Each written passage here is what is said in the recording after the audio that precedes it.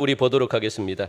마태복음 6장 1절부터 우리 4절까지 말씀, 신약 7면입니다.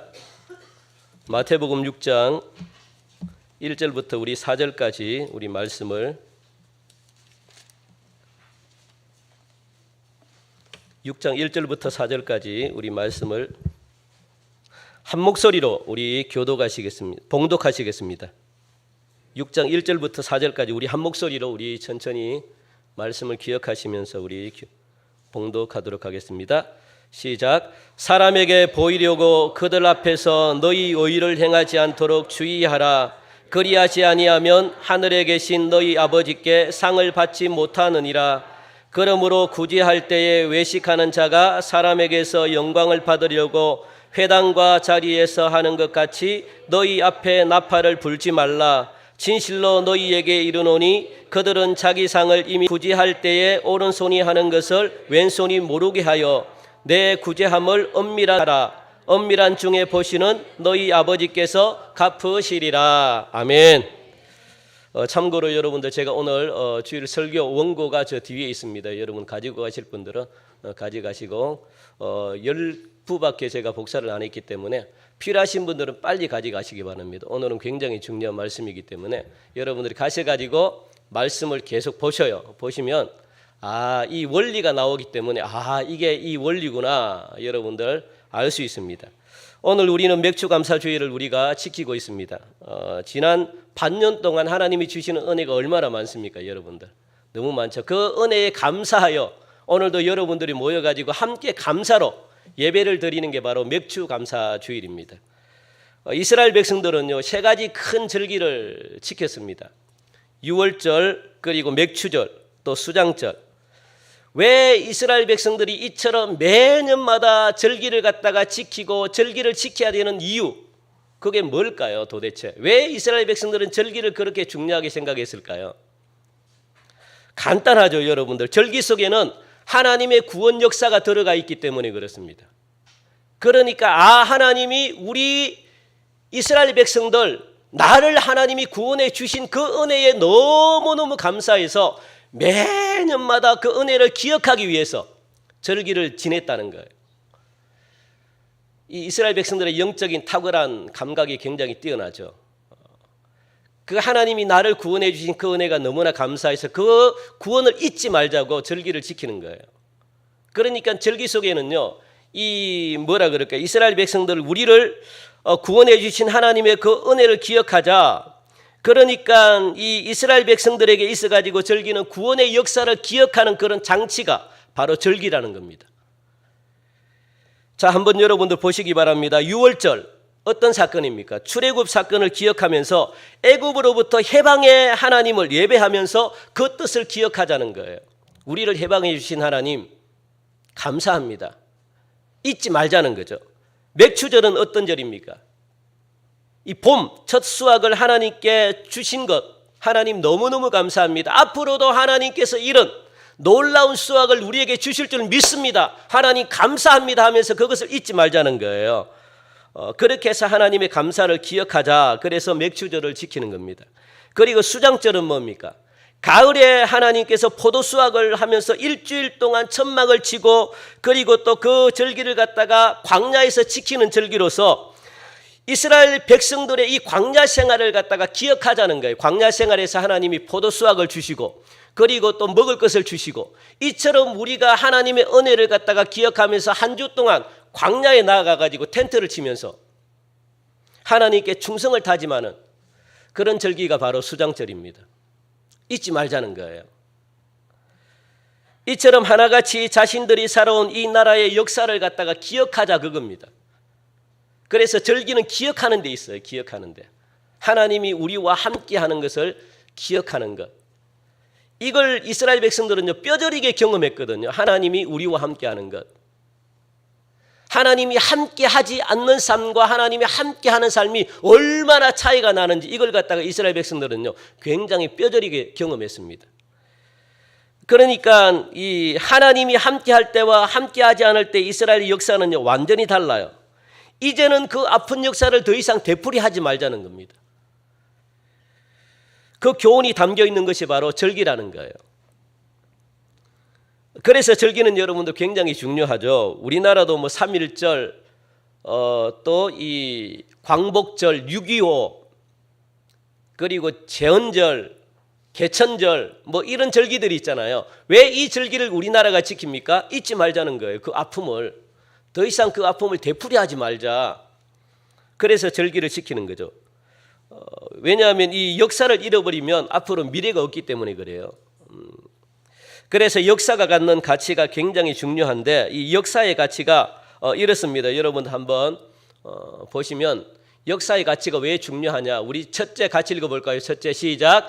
과거를 분석해서 미래를 예측할 수 있는 중요한 자료가 되기 때문이다. 둘째 시작. 과거와 현재를 통해서 이뤄낸 업적들은 다음 세대를 더 발전할 수 있는 밑거름이 되기 때문이다.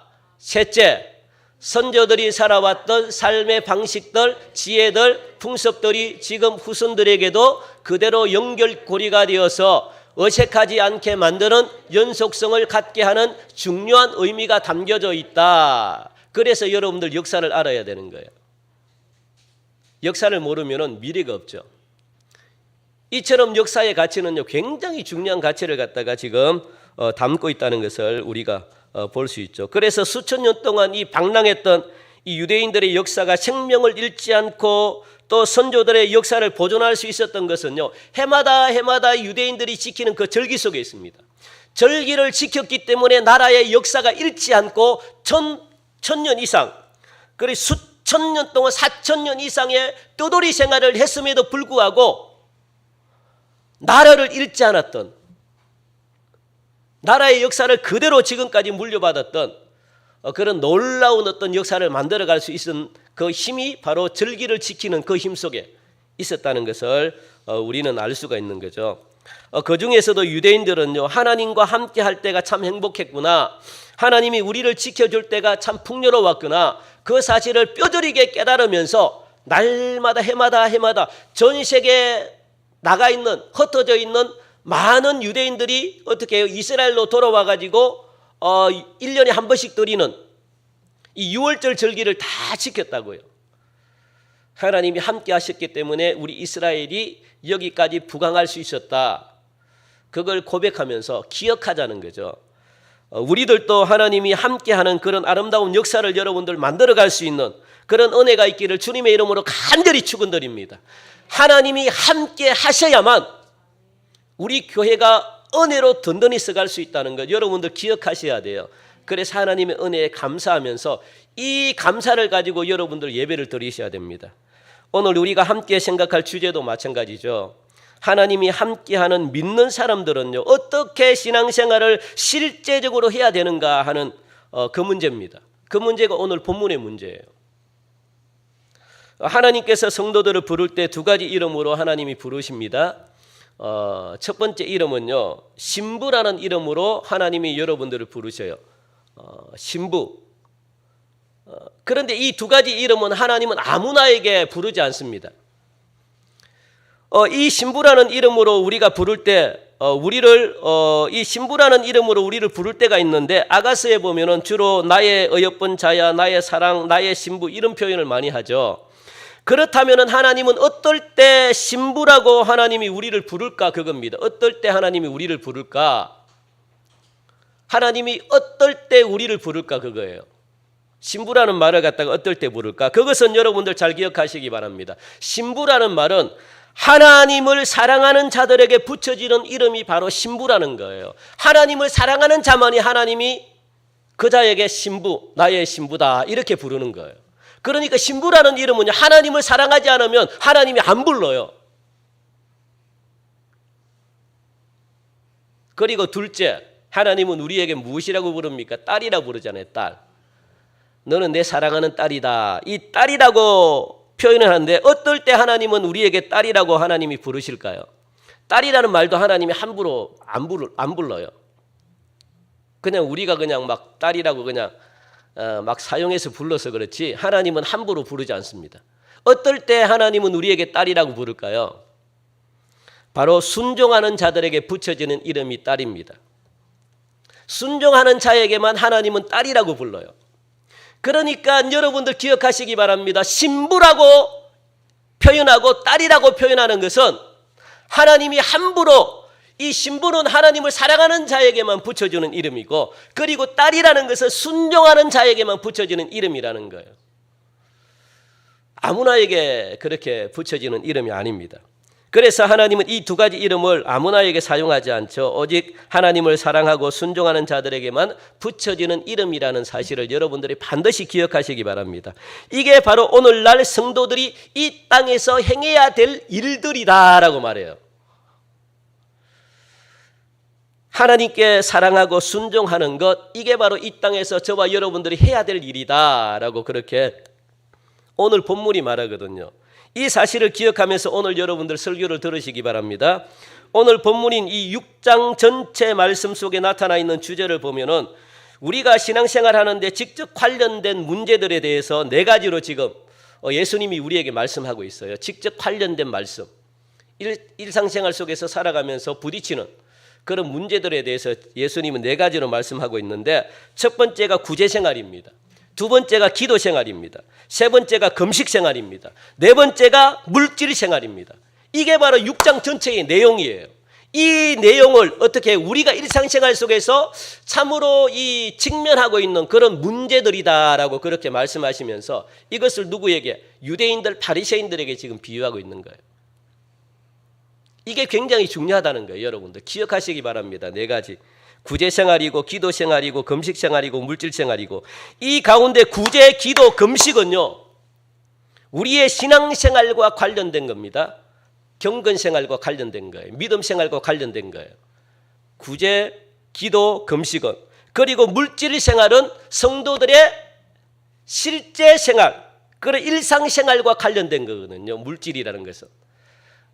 이 3가지는, 앞에 3가지 금식, 구제, 기도는 금식, 기도, 구제는 우리의 신앙생활과 관련된 문제고, 그리고 물질생활은 우리의 일상생활과 관련된 문제입니다. 그러니까 이런 4가지의 주제들은요 옛날이나 지금이나 우리 믿는 사람들에게 있어가지고 아주 중요한 과제가 아닐 수가 없습니다. 구제와 기도와 금식은요 유대교인들이 경건생활에 있어가지고 필수적으로 뽑는 3대 요소가 무엇이냐? 바로 이 3가지죠. 구제, 기도, 금식.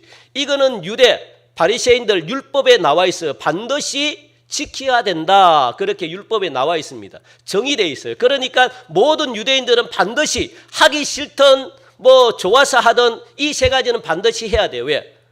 법에 나와 있으니까. 규칙으로 정해놨으니까 해야 되는 거죠. 그러므로 예수님께서도 오늘 본문의 말씀 보니까, 이 6장 말씀 보니까 구제와 기도와 금식과 물질 생활이 예수 믿는 자들에게 있어가지고도 굉장히 중요한 일로 여겼던 것이 틀림없습니다. 유대인들이 중요하다는 것 예수님도 중요하게 생각했습니다. 누구에게? 믿는 성도들에게 굉장히 중요한 것이다. 그래서 예수님이 6장 한 장 전체를 갖다가 할애해가지고 무엇을? 이 4가지를 지금 말씀하고 있는 거예요. 이게 실제적으로 성도들이 이 세상에 살아가면서 필요한 것들, 이것들로 인하여 많은 문제들이 생긴다. 그렇게 지금 말씀하고 있는 거죠. 그래서 예수님께서는 여러분들 분명히 마태복음 5장부터 7장까지는 우리가 잘 아는 산상수훈이잖아요. 예수님이 보배로운 그런 말씀을 갖다가 산에서 우리에게 설교를 해주시는 거거든요. 가르쳐 주시는 거거든요. 그러니까 예수님은 분명히 마태복음 5장에서 무엇이라고 말씀했냐면 하나님의 나라의 법과 윤리는 이것이다 라고 해서 하나님의 나라에 들어가는 방법을 이야기해 줬어요. 그리고 하나님의 나라에 들어가서 여러분들이 어떤 모습을 지켜야 될 질서에 대해서, 법에 대해서 하나님이 5장에는 말씀해 주셨습니다. 그러니까 이런 자들이 하나님의 나라를 차지한다라고 가르쳐 주신 게 마태복음 5장이에요. 하나님의 나라 백성으로서 여러분들이 또 하나님의 나라에 들어가서 살아야 될 마음가짐에 대해서도 하나님이 예수님이 5장에서 말씀해 주셨다고요. 그러니까 이 5장에서는 하나님의 나라를 어떻게 들어가야 되고 하나님의 나라에 들어가서 어떻게 해야 되는지 5장에서 말씀해 주셨다면 6장, 오늘 본문인 6장에서는 우리 믿는 사람들에게 너희들은 이렇게 실천하라 라고 교훈해 주고 있는 말씀이 6장입니다. 그리하면 어떻게 해요? 하나님의 나라에 들어갈 수 있다라고 그렇게 말씀하는 거예요. 이렇게 실천하지 않고 또 생활하지 않으면 하나님의 나라에 들어갈 수 없다 그렇게 말하는 거죠. 하나님의 나라에 어떻게 들어간다고? 5장에 있는 말씀대로 해야만 하나님의 나라에 들어갈 수 있다 그렇게 하는 거예요. 그리고 그것에서도 어떻게 해요? 믿는 하나님의 시민 백성으로서 살 수 있는 생활의 어떤 모습들이 그 속에 담겨 있는 거예요. 5장의 말씀. 다시 여러분들 말씀드립니다. 굉장히 중요한 말씀을 지금 하고 있습니다. 하나님의 나라는 5장에 나와 있는 하나님의 나라에 법이 있다는 거예요. 하나님의 나라에도 법이 있죠. 질서가 있죠. 그리고 자격이 있죠. 하나님의 나라에는 그냥 못 들어와요. 우리가 예수 믿는다고만 해서 들어오는 게 아닙니다. 기억하시기 바랍니다. 이제 여러분들 거기에 대해서는 너무나 잘 알잖아요. 하나님의 나라에서는요, 하나님의 나라에는 법이 있대요. 여러분들이 어떻게 해야만, 무엇을 지켜야만 하나님의 나라에 들어올 수 있는가, 그걸 갖다가 5장에서 차근차근 말씀해 주는 거예요. 그러니까 그 법을 지켜야만 여러분들이 들어올 수 있대요. 내가 만든 하나님의 나라의 법을 여러분들이 지켜야만 하나님의 나라에 들어올 수 있다 그렇게 말씀하는 거예요. 이 법을 지켜야만 구원을 받는다는 거예요. 자, 그렇다면 우리가 알고 있는 구원은 여러분들 어떻게 믿어야만, 어떻게 해야만 구원을 받습니까? 여러분들이 알고 있는 구원, 제가 알고 있는 구원, 모든 그리스도인들이 알고 있는 구원은 어떻게 받습니까? 예수님을 믿으면 구원받는 거죠. 그죠? 예수님을 진실로 믿으면 구원받아요. 그러니까 예수님을 그냥 믿으면 구원받지 않고 진실로 믿으면 구원받습니다. 그러니까 여러분들, 자, 우리가 알고 있는 구원은 예수님을 진실로 믿으면 구원받습니다. 진실하게 믿는다는 표현은요, 내가 회개하고 죄사함 받고 그리고 또 예수님을 내 마음의 주인으로 모신 사람만이 구원을 받는다는 거예요. 완전히 그냥 180도로 변화된 사람만이 구원을 받는다는 거예요. 그게 진실로 믿는 거라고 말씀합니다. 자, 그렇다면 여러분들, 이 하나님의 나라의 법을 지키는 것은 구원을 받는다, 하나님의 나라에 들어간다 그랬잖아요. 그죠? 그러면 하나님의 나라에 들어가는 방법은 무엇인가? 예수님을 진실로 믿는 것이 하나님의 나라에 들어가는 것이라고 분명히 말씀했습니다. 우리 한번 볼까요? 표 한번 볼까요? 여러분들 이거 좀 기억하세요.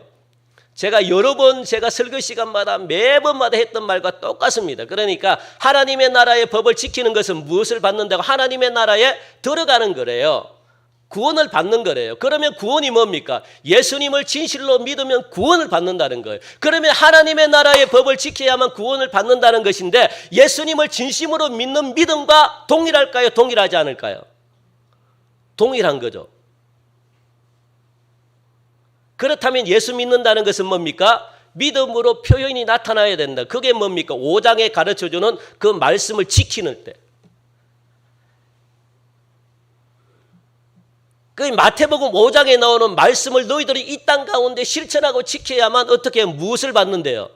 하나님의 나라를 차지할 수 있다 그렇게 말씀하는 거예요.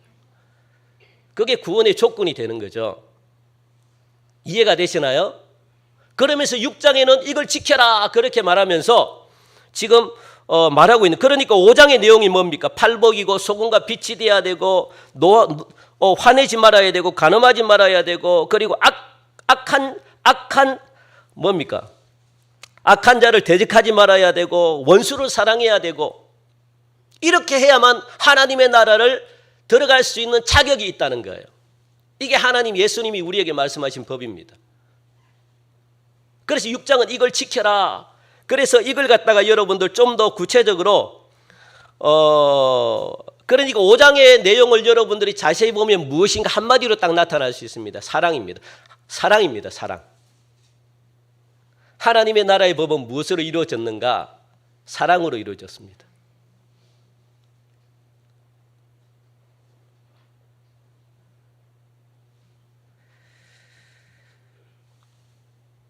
그러니까 하나님의 나라의 법은요, 사랑임을 우리가 알 수가 있는 거죠. 이 사랑을 구체적으로 풀어가지고 정의를 한 것이 바로 오늘 본문에 나와 있는 이 네 가지입니다.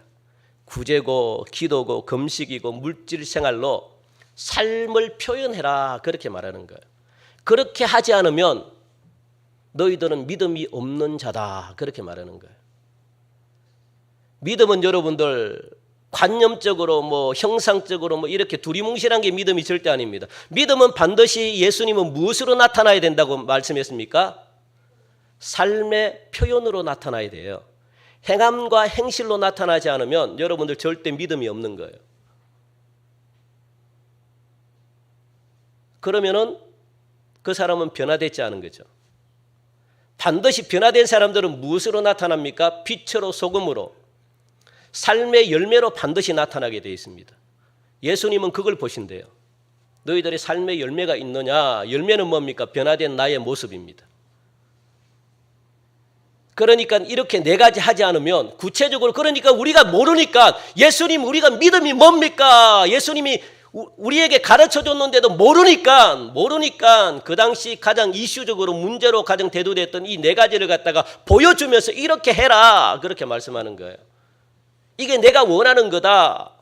이게 믿음이다. 이게 5장에서 강조한 하나님의 나라에 들어갈 수 있는 그런 원리고 원칙이다. 그렇게 말씀하는 거예요. 그래서 여러분들 이런 자들을 일컬어 가지고 성경에 보니까 천국을 침노하는 자들이다. 그렇게 말씀합니다. 여러분들 천국은 침노해야 돼요. 천국은 가만히 있으면 못 갑니다. 천국은 나는 구원을 갖다가 나는 구원을 갖다가 이미 받았는데 천만의 말씀이에요, 여러분들.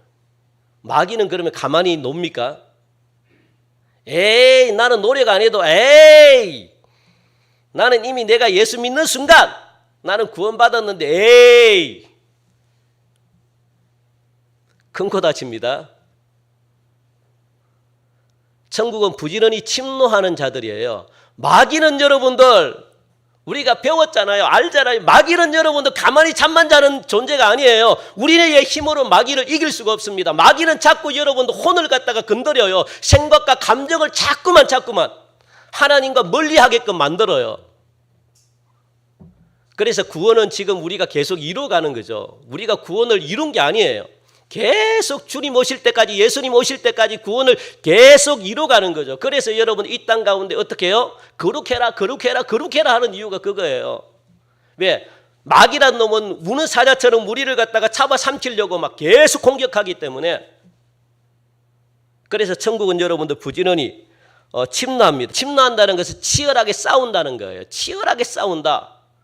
무엇과 싸운다는 거예요? 세상과 싸운다는 거예요. 세상과 치열하게 싸운다. 왜? 세상은 우리를 가만히 내버려 두지 않기 때문에 그래요. 세상은 우리를 자꾸만 어떻게 해요? 넘어지게 하려고 하기 때문에 세상의 주인은 마귀이기 때문에 그래요. 그러니까 우리 믿는 사람들 내버려 두겠습니까? 그러니까 세상과 싸워라 그러는 거예요. 싸워라. 치열하게 싸워라. 그런 자가 천국을 침노하는 자다. 그러니까 여러분들 이 세상과 싸운다는 말은요 뭐냐면 하나님은 내가 얼마나 하나님이 나를 보고 네가 나를 얼마나 사랑하느냐 하나님은 무엇으로 판단하느냐 판단하는 기준 나를 사랑하는 하나님을 사랑하는 하나님의 입장에서 나를 사랑한다는 하나님의 그 사랑한다는 기준은 무엇인가 그거는 여러분들의 행동과 행위들을 보고 하나님이 판단하셔요. 여러분들이 이 땅에 어떻게 행동하는가 어떻게 이 땅에서 행동하며 살아가는가 그 모습을 보고 나를 사랑하는 거라 판단하신다는 거예요. 그죠? 이것이 하나님의 나라를 결정하게 만들어요. 그러니까 오늘 본문은 이 네 가지를 지금 말씀하고 있는 이렇게 행동해라 이렇게 행해라. 여러분들 기억하시겠습니까? 하나님을 살아간다는 것은 이 세상의 것을 얼마나 내가 더 많이 버리느냐에 달려 있어요. 하나님은 세상의 것을 갖다가 버리래요. 그러니까 버리는 싸움을 여러분들이 하셔야 돼요. 그게 하나님을 사랑하는 자입니다. 내가 세상을 즐기고 내가 세상을 다 좋아하고 내가 쾌락을 즐기고 내가 하고 싶은 거 다 하는데 하나님을 사랑한다? 말도 안 되죠. 어떻게 그런 자가 하나님을 사랑합니까? 세상을 더 사랑하는 거지. 그러면서 나는 구원받았어. 나는 천국 갈 거야. 이 천국은 여러분들 만만한 게 아닙니다. 그러니까 하나님의 입장에서 우리를 바라볼 때 나를 사랑하는 자의 기준은 세상을 많이 버리면 많이 버릴수록 하나님은 그걸 보신다고요. 네가 나를 위해서 세상을 얼마나 많이 버리느냐. 많이 버리면 많이 버릴수록 하나님을 더 많이 사랑하는 자입니다. 아, 네가 나를 사랑하는구나. 하나님은 그것을 보고 판단한다는 거예요. 안다는 거예요. 그래서 세상의 것을 더 많이 버리면 버릴수록 하나님의 나라를 여러분들이 더 많이 차지합니다. 하나님의 나라 들어가면요, 하나님의 땅들이, 하나님의 분깃실 여러분들이 많이 차지하고 영화롭게 될 것이다. 그렇게 하나님이 여러분들에게 말씀하시잖아요. 반면에 세상을 버리지 못한 자들은 하나님의 나라를 차지하지 못할 뿐더러 하나님의 나라를 차지할 수 없대요. 세상을 사랑하고 하나님의 나라를 차지한다? 육을 가지고 혼을 가지고 하나님의 나라에 들어간다? 천만의 말씀이죠. 못 들어갑니다. 그래서 나는 거룩하니 너희들도 거룩하라. 그렇게 말씀하시는 거예요. 설령 내가 세상을 살아가는데 내가 하나님의 나라에 들어갔어. 설령 어찌 하다가 하여튼 뭐 들어갔어. 하나님의 나라에 들어갔다고 해도 나의 분깃이 없어요. 내가 차지해야 될 땅이 없다는 거예요. 세상을 움켜쥐고 못 버린 자들은요, 세상이 불살라질 때 움켜진 재물과 함께 불살라 없어지게 될 것이다. 성경은 말씀하고 있습니다.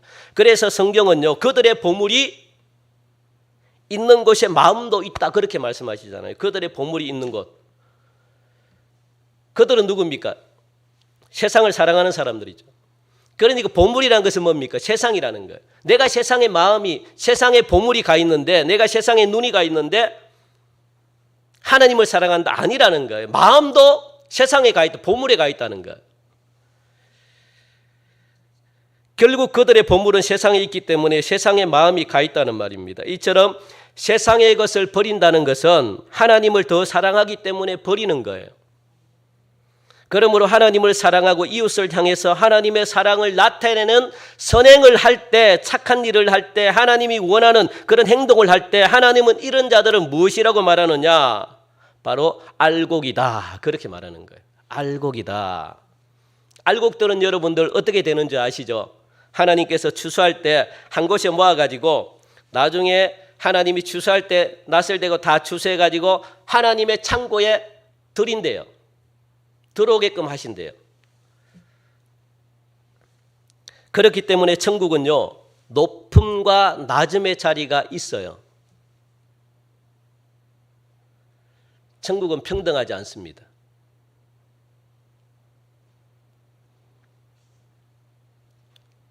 여러분들이 이 땅에서 한 만큼 하나님이 천국도 땅을 많이 차지하는 게 있어요. 상급이라 그러죠. 상급. 상급이 있어요.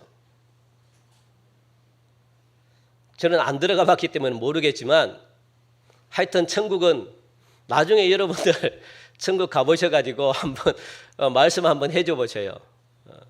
천국은 반드시 지옥과는 좀 다르겠지만 차별이 있어요. 고통은 없지만 내가 죽기 직전에 믿은 사람과 평생토록 내가 선교하면서 주의 복음을 전하면 자들과 같으면 어떻게 해야 됩니까? 같으면 안 되죠. 뭐 대답 안 하셔도 되고 여러분들 한번 가셔가지고 저에게 한번 말씀을 한번 해주세요. 제가 간절한 마음으로 기도할 때 여러분, 예, 천국에 제가 왔는데요, 목사님, 천국은 정말 목사님이 말씀하신 것처럼 이게 있네요.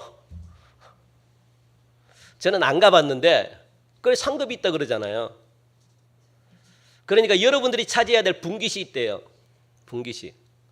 영화로움이 있대요.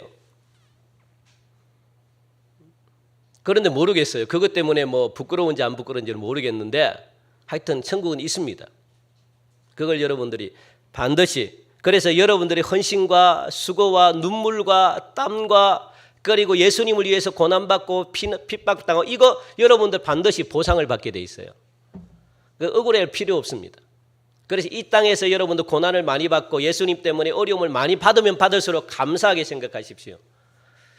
그런 자가 천국에서 큰 자입니다. 귀한 자입니다.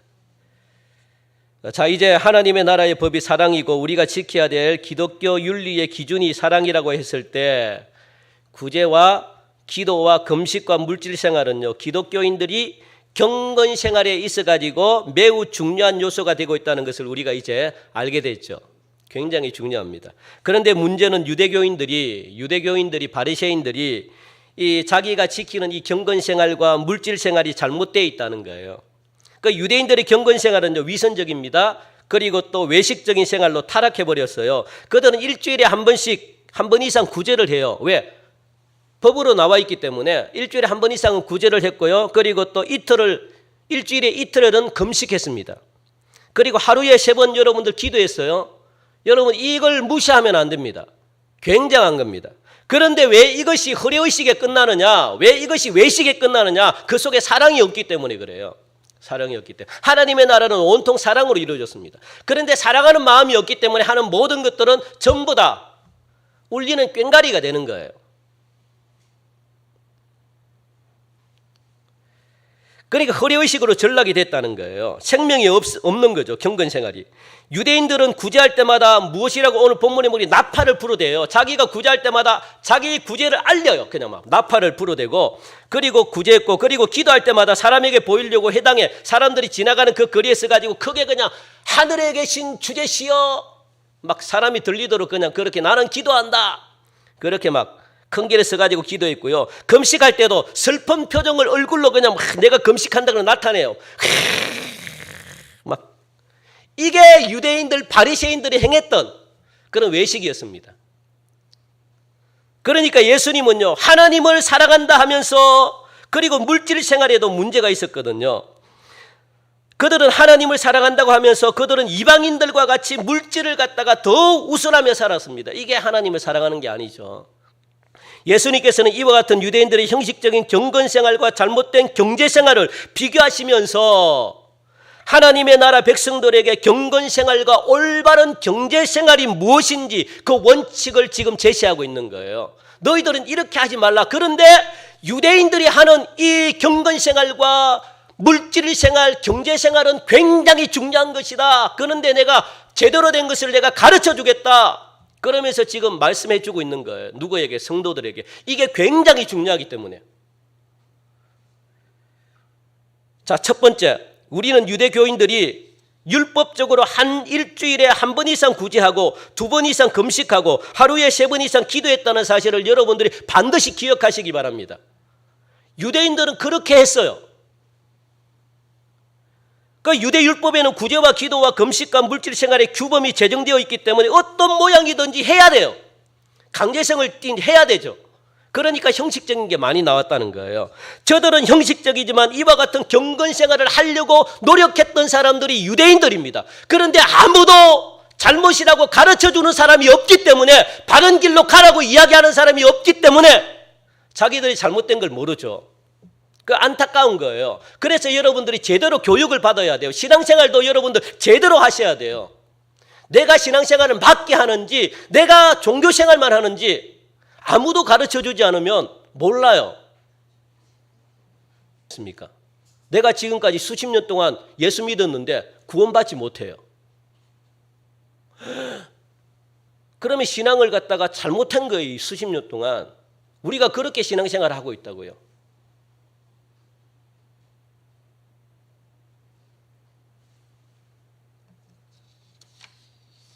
성경은 우리들에게 유대인들처럼 경건 생활을 형식적으로 요구하고 있지는 않지만 몸과 마음과 뜻을 다해가지고 하나님을 사랑하고 이웃을 내 몸처럼 사랑하도록 지금 교훈하고 있다는 거예요.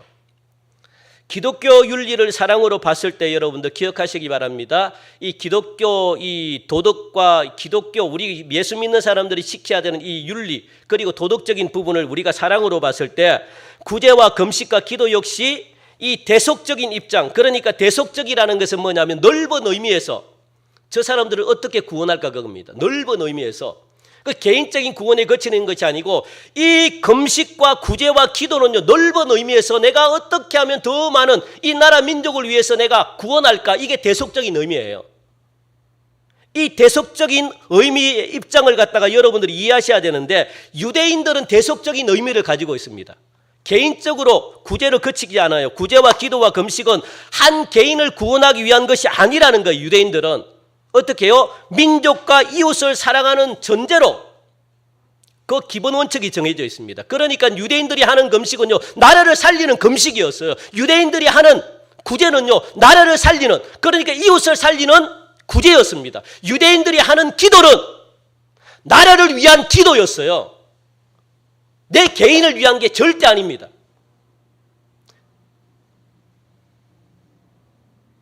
그러므로 우리가 구제하지 않고 기도하지 않고 금식하지 않고 올바른 경제생활을 우리가 하지 않는다면 유대인들인 이 바리새인들의 의보다 나을 것이 하나도 없다. 그렇게 말씀하는 거예요.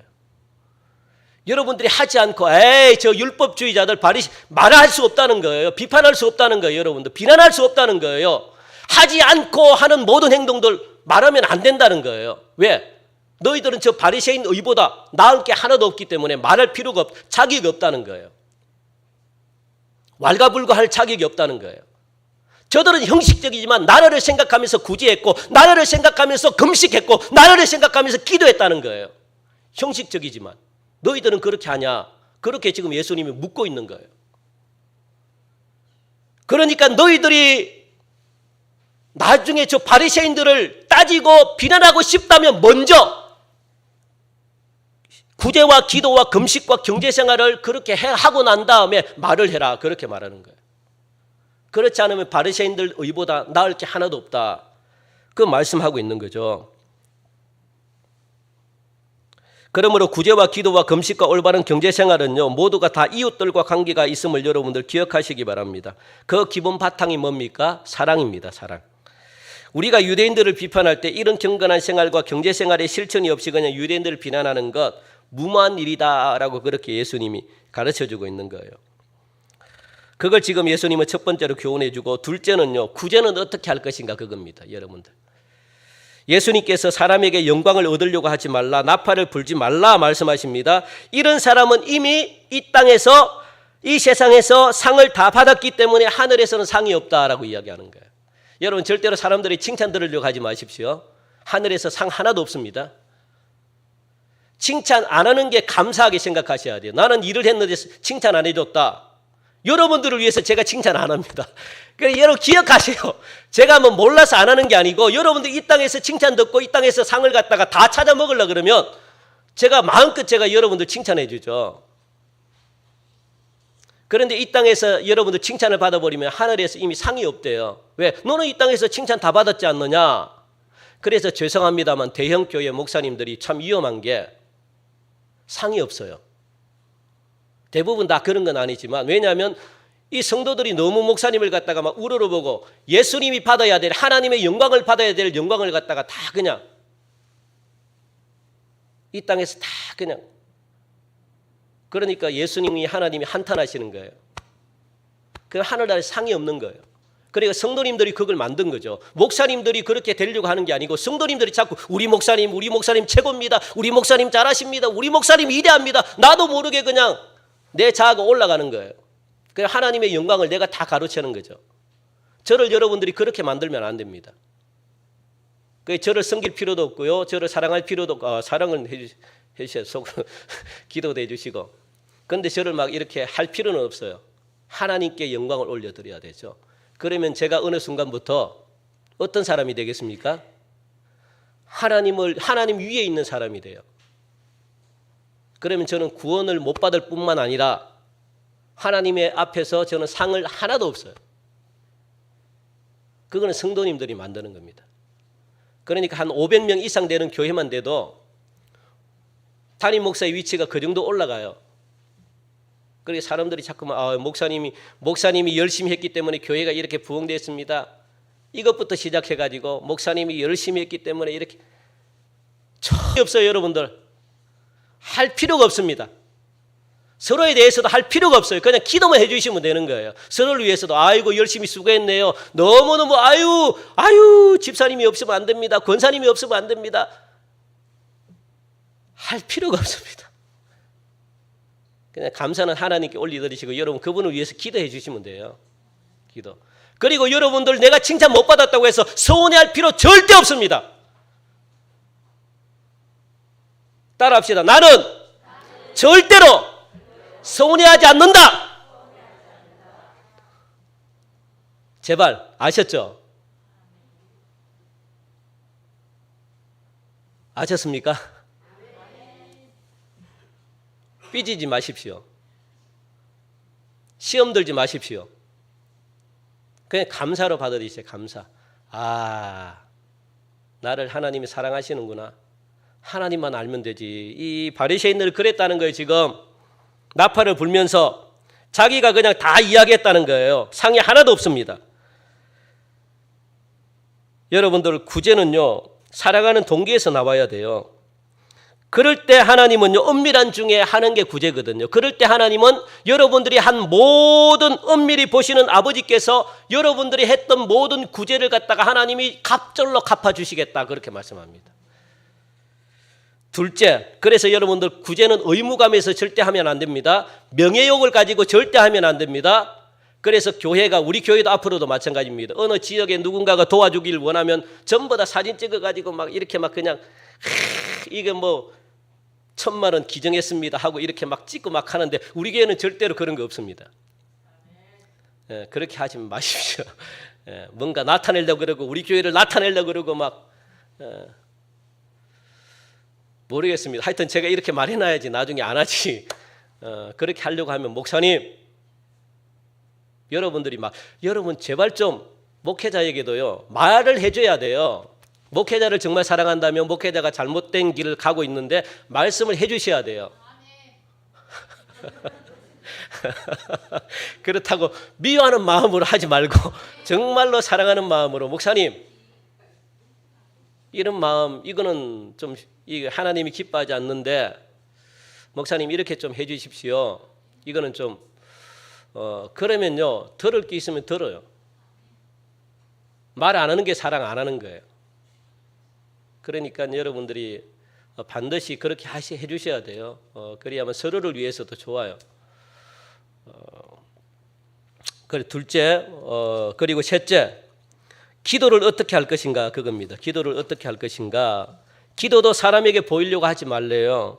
예수님은 말씀하셨잖아요. 그리고 특별히 회개 없는 기도는요 참된 기도가 아닙니다. 여기서 회개는 굉장히 중요합니다. 회개 볼까요? 우리 마태복음 3장 8절 한번 보겠습니다. 같이 읽읍시다. 시작. 그러므로 회개에 합당한 열매를 맺고. 여러분들 회개에 대해서 여러분들이 잘못 생각하고 있는 게 오늘 여러분들 바로 잡으시기 바랍니다. 반드시 기도는 회개가 들어가야 돼요. 회개가 없는 기도는요 내가 하나님과 나와의 막혀있는 담을 가지고 어떻게 여러분 기도가 이루어집니까? 담을 허물어야지 기도가 이루어지지. 그러니까 이 회개라는 것은 여러분들 온전한 회개, 바른 회개가 되기 위해서는 합당한 열매를 맺어야 된대요. 회개에 합당한 열매를 맺어야 그게 회개래요. 회개에 합당한 열매가 뭡니까? 우리는 회개를 갖다가 이렇게 생각합니다. 하나님 앞에서만 내가 잘못을 갖다가 고백하는 거, 그걸 가지고 회개라고 생각합니다. 그 반만 맞은 거예요. 그건 온전한 회개가 아닙니다. 그러니까 우리의 죄가 사해지지가 않는 거예요. 없어지지가 않는 거예요. 내가 아무리 회개를 해도 내 죄가 없어지지 않는 거예요. 그러면 진정한 회개가 뭐냐? 합당한 열매가 뭐냐? 하나님께 먼저 회개하는 게 맞습니다. 하나님께 내 잘못을 먼저 고백하는 거죠. 그러면 하나님은 그 잘못을 하나님이 받아주셔요. 그러면 하나님은 무엇이라고? 이웃 사랑까지 가야 돼요. 회개는. 뭔 말입니까? 내가 잘못한 사람이 있으면 하나님께 먼저 내가 용서를 받고, 그리고 그것으로 끝나나요? 누구에게 내가 잘못했습니까? 잘못한 대상자가 있을 거 아니에요. 하나님은 그걸 원해. 그랬으니까 원수를 사랑하라, 이웃을 사랑해라. 이유가 그겁니다. 그 회개라는 것은 뭐냐? 합당한 열매가 뭐냐? 하나님께 내가 회개를 하면, 하나님께 잘못을 구하면 하나님이 용서를 받으십니다. 해주십니다. 그러면 어떻게 무엇을 하십니까? 그러면 성령께서 내 마음에 감동 감아 주셔가지고 내가 무엇을 하게 됩니까? 내가 아픔을 준 사람에게 찾아가가지고 미안하다고 이야기를 해야 그게 회개입니다. 진정한 회개. 그래야만 내 속에 있는 죄가 없어져요. 사해집니다. 깨끗해집니다. 내가 어느 집에 내가 돈을 훔쳤으면 하나님, 내가 돈을 훔쳤습니다. 용서해 주셔야 하고 훔친 집에 찾아가가지고 돈을 주라는 거예요. 내가 잘못했습니다. 내가 돈을 훔쳤습니다. 그게 뭡니까? 진정한 회개라는 거예요. 그래야만 여러분 마음속에 있는 이 죄가 없어져요. 그렇지 않고서는 절대로 없어지지 않습니다. 기억하시기 바랍니다. 그래서 회개가 힘든 거예요. 이게 언제 일어났느냐? 우리나라의 1907년 평양 대부흥 운동이 굉장히 성령의 역사가 뜨겁게 역사의 이유가 뭡니까? 회개 운동을 이렇게 해서 그래요. 하나님 죄송해요. 내가 다른 여자에게 내가 눈을 돌렸습니다. 이게 선교사님의 말씀 듣고 이게 죄라는 걸 내가 깨달았습니다. 그래 가가지고 자기 아내에게 이야기를 한 거예요. 아니 여보 미안해.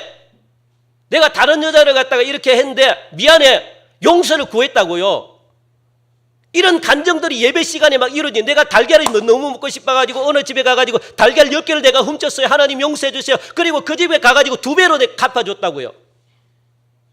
그게 회개입니다. 그러니까 성령이 물붓던 그 평양대부 그 교회에 그날 밤에 막 일주일 동안 성령님이 엄청나게 역사한 거예요. 그러니까 그때 평양이 굉장한 부흥이 일어났습니다. 그게 진정한 회개입니다, 여러분들. 그런 회개 없이는 죄가 사함받을 수가 없어요. 기억하시기 바랍니다. 그게 참된 합당한 열매라고 그렇게 말씀하고 있는 거예요. 그러면 그때부터 여러분들 삶 속에 무엇이 일어납니까? 놀라운 일들이 막 일어나요. 기적들이 일어나고 변화가 일어나고 내 주변에 막 놀랍게 하나님의 역사가 나타납니다. 그리고 기도는 중언부언하는 게 아닙니다. 하나님을 사랑하지 않는 기도는 기도가 아니래요. 그러니까 하나님 사랑과 이웃 사랑의 열정을 가지고 여러분들 기도해야 되고, 기도는 내 뜻이 아니라 주님의 뜻이 이루어지도록 간구하는 게 기도입니다. 특별히 내 뜻이 아니라 주의 뜻이 이루어지는 삶. 그러니까 여러분들 이 기도는요, 개인의 기도를 떠나가지고 이웃을 사랑하고 하는 봉사가 바로 기도라는 것 여러분들 기억하시고, 넷째는요, 금식은 어떻게 할 것인가 그겁니다. 금식. 유대인들의 금식 개념은 하나님의 주의를 끄는 방법이었는데, 그것은 뭐냐, 대속적인 차원에서 금식이었어요. 대속적인 차원이라는 것은 넓은 차원, 개인의 금식을 떠나서 어떤 금식입니까? 민족적으로 잘못했을 때 모든 나라가 왕을 비롯해가지고 모든 유대인들이, 이스라엘 백성들이 금식하면서 나라를 위해서 울었다는 거예요. 그게 바로 금식입니다. 유대인들이 하는 금식이었어요. 느헤미야도 그렇고 에스라도 그렇고 모든 이스라엘 백성들이 죄가 있을 때, 민족적으로 죄를 지을 때 하나님은 금식시켰어요. 민족 자체, 심지어는 짐승들까지도 금식시켰습니다. 왕을 비롯해서 모든 이스라엘 백성들이 무릎 꿇고 탄식하면서 울면서 금식했다는 거예요. 울면서 금식했다는 거예요. 그런데 어느 순간부터 유대인들의 금식은요, 자신의 우울감을 나타내는 수단이 됐어요. 금식 기도를 하는 사람들은 다른 사람보다 내가 더 낫기 때문에 금식할 수 있다, 이런 생각을 가지고, 그러니까 금식 속에 자기의 의가 들어가 있는 거예요. 의. 그래서 그 의를 갖다가 보이려고 금식했다는 겁니다. 그래서 예수님은 이와 같은 금식을 굉장히 책망했어요. 여러분들, 성경은 우리들에게 금식 기도를 다음과 같이 가르쳐주고 있습니다. 겸손한 자세로 하고, 죄를 고백함으로 하고, 기도를 함께함으로 하고, 말씀을 상고함으로 금식하고, 하나님을 기억함으로 금식하고, 사람에게 보이지 않도록 금식하고, 하나님의 긍휼함만을 바라며 금식할 것을 예수님이 지금 가르쳐주고 있다는 겁니다. 금식은 반드시 회개를 동반합니다. 금식은 반드시 기도를 동반합니다. 금식은 반드시 말씀을 동반합니다. 그게 금식입니다.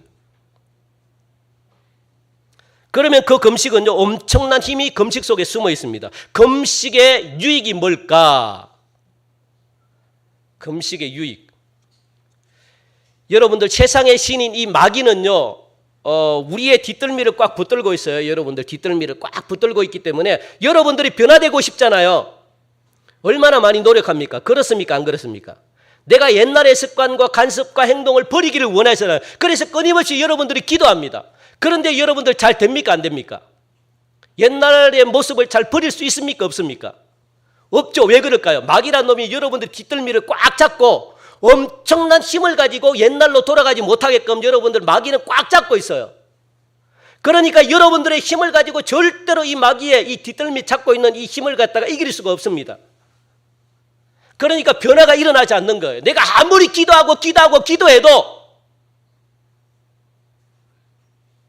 변화가 일어나지 않는 이유가, 나의 뒷덜미를 마귀란 놈이 강한 힘으로 이렇게 꽉 붙들고 있기 때문에 이걸 놓고 싶은데, 옛날에 벗어나고 싶은데, 고치고 싶어, 내 마음이 막 죽겠는데 내 마음대로 안 되는 거예요. 왜요? 마귀는 우리보다 힘이 강력하기 때문에 절대로 마귀의 힘을 우리의 노력으로 이길 수가 없습니다. 그러니까 금식의 유익은 뭡니까? 이 결박을 금식은 풀어줘요. 아멘! 금식을 우습게 생각하면 안 됩니다. 금식은 여러분들의 문제를 해결할 수 있는 힘이 유일하게 금식 속에 있습니다.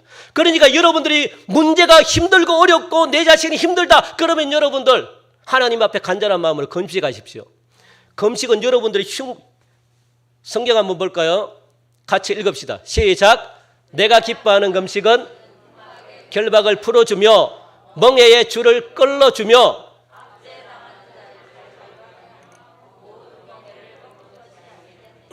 뭐라고 이야기합니까?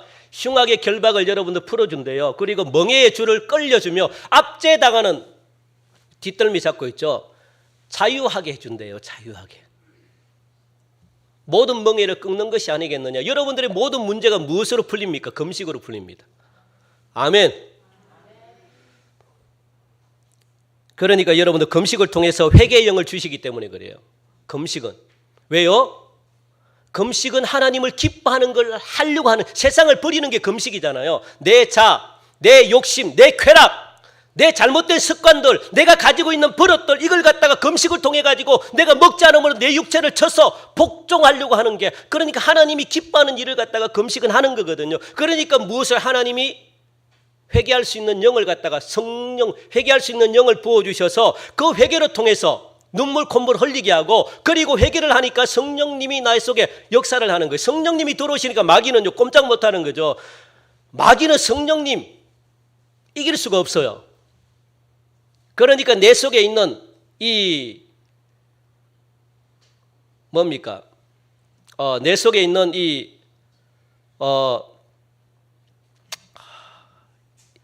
뭐죠? 마약, 술, 담배, 뭐 노름, 뭐 끊지 못하는 것, 이걸 뭐라 그럽니까? 예? 갑자기 생각나. 이걸 중독. 예. 중독을 끊을 수 있는 유일한 방법은요, 중독은 뭡니까? 사탄이 우리를 붙들고 있거든요. 악한 영이 붙들고 있기 때문에 우리의 힘으로는 절대로 벗어날 수 없습니다. 왜? 이거는 영적인 것이기 때문에. 그러니까 육이 아무리 노력하고 아무리 내가 정신병원에 들어가고 아무리 내가 인간의 발버둥을 치고 약을 먹더라도 중독은 끊을 수가 없습니다. 왜? 악한 영이 나를 붙들고 있기 때문에. 그래서 자꾸 하고 싶은 거예요. 왜? 내보다 더 강한 영이, 내보다 더 강한 힘을 가진 자가 내 속에 들어가 있기 때문에. 그러면 이 강한 자를 이길 수 있는 분이 누굽니까? 더 강한 성령께서 우리 속에 임하시면, 하나님께서 우리 속에 임하시면, 예수님이 우리 속에 임하시면 무서워서 백발백중 도망가죠. 금방 도망갑니다. 그러니까 이 나쁜 놈이 성령님을 못 오게 하는 거예요. 자꾸만. 무엇을 통해서? 행동을 통해서. 악한 행동을 통해서.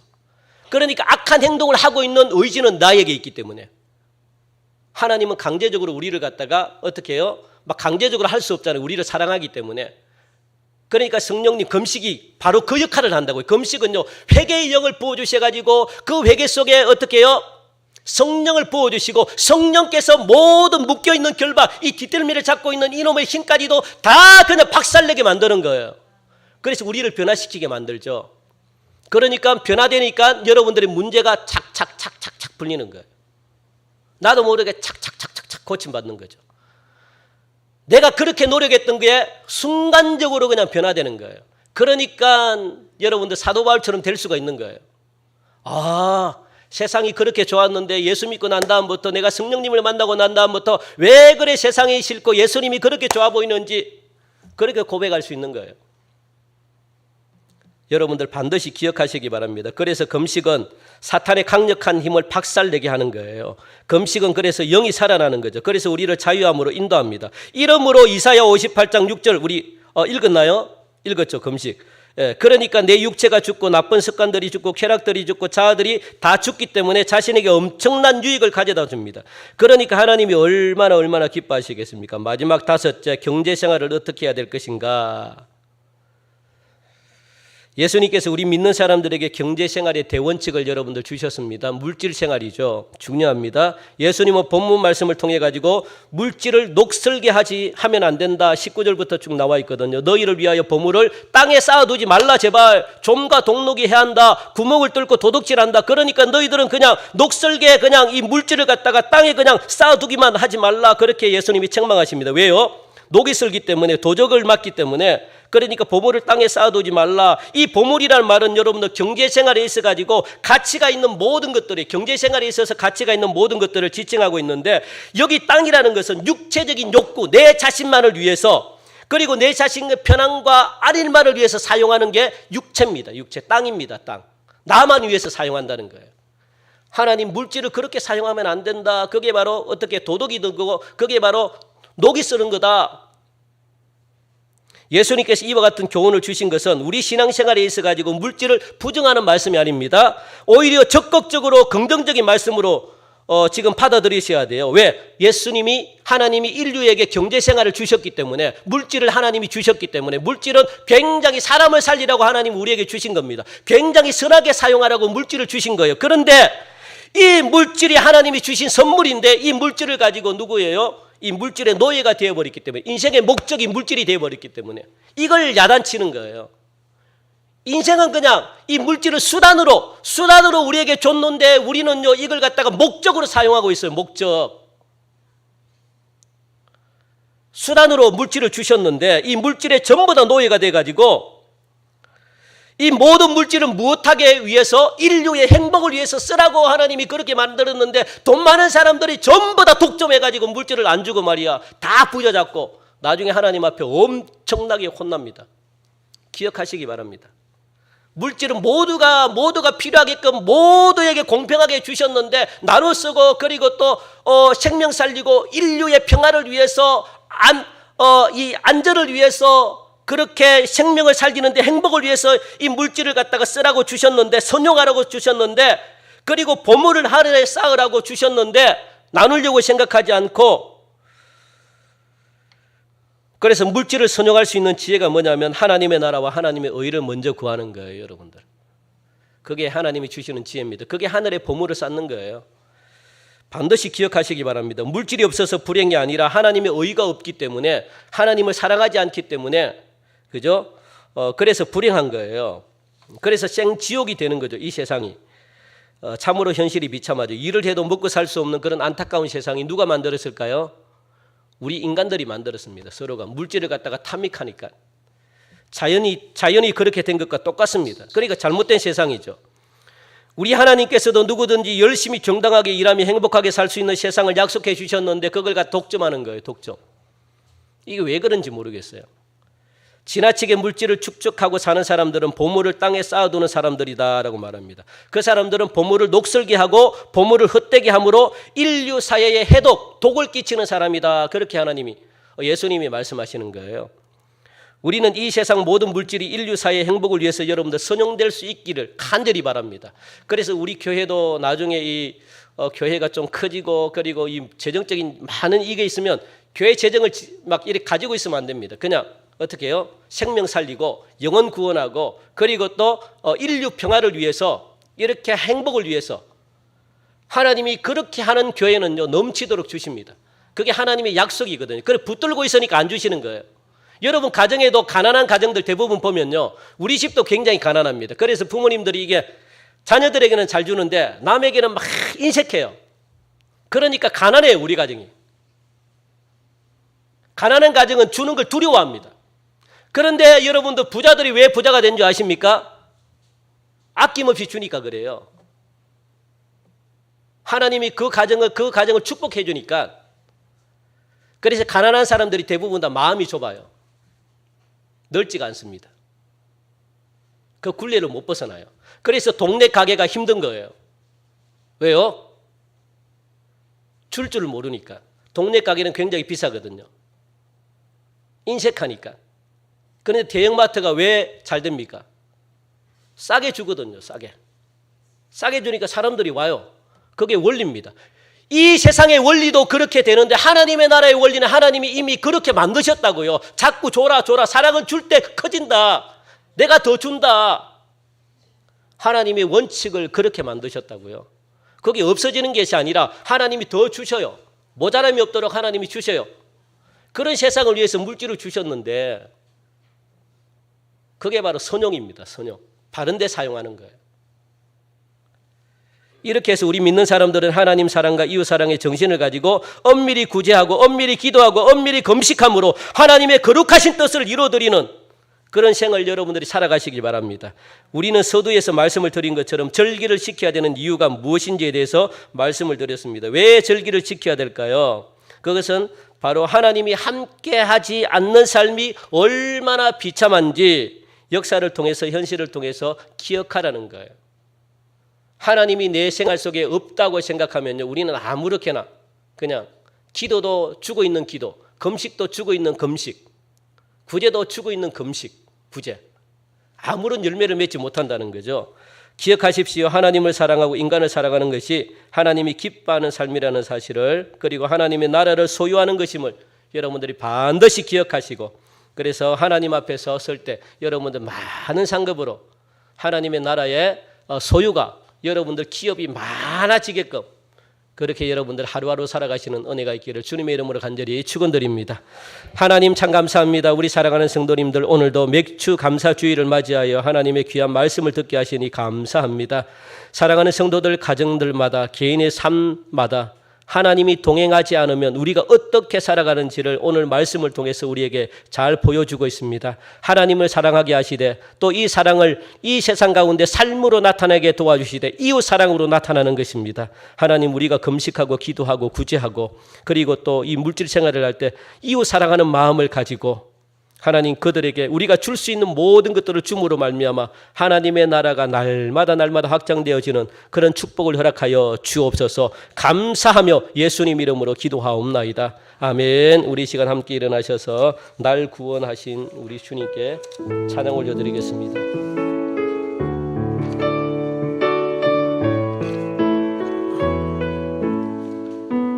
날